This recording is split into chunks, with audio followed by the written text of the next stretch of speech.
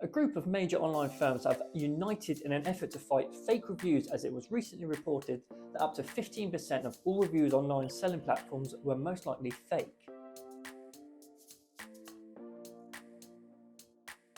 My name is Jack Rivers and we are back today with another episode of Tax Tidbits, where firms including Amazon, Booking.com, Expedia and TripAdvisor have formed a group called the Coalition for Trusted Reviews.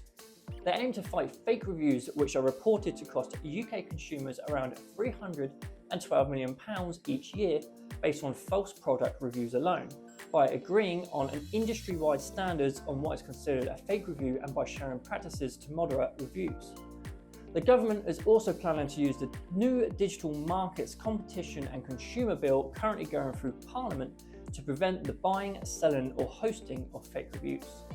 The real living wage rate is increasing from Tuesday, which will see over 436,000 workers whose employers have signed up for the scheme wages increase from £10.90 to £12 per hour outside of London and from £11.95 to £13.15 in London.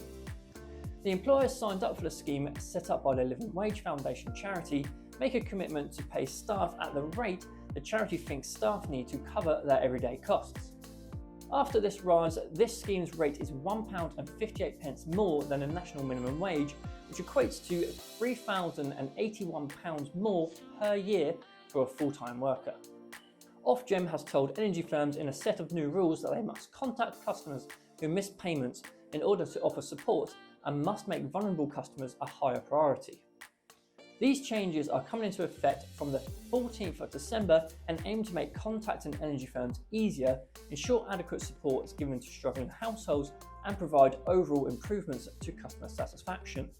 These new rules come as global events may cause domestic gas bills to increase, so the industry is being called to improve customer services and support to help the most vulnerable managing debts during these times.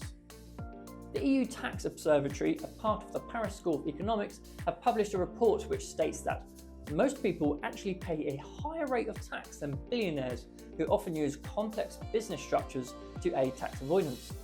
This report suggests that if an overall 2% tax on billionaires' global wealth was introduced, it would raise around £205 billion per year.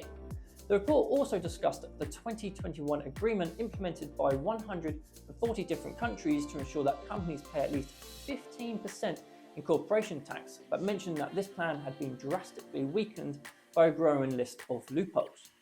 A senior policy advisor at the Tax Observatory has suggested that countries could use next year's G20 summit held in Brazil to discuss a unilateral tax for the mega wealthy.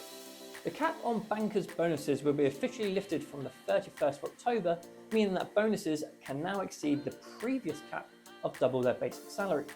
This change to policy was first announced in Mr. Kwarteng's mini-budget last year under Liz Truss's government. This remains one of the few policies which were not changed in the U-turn after their resignations.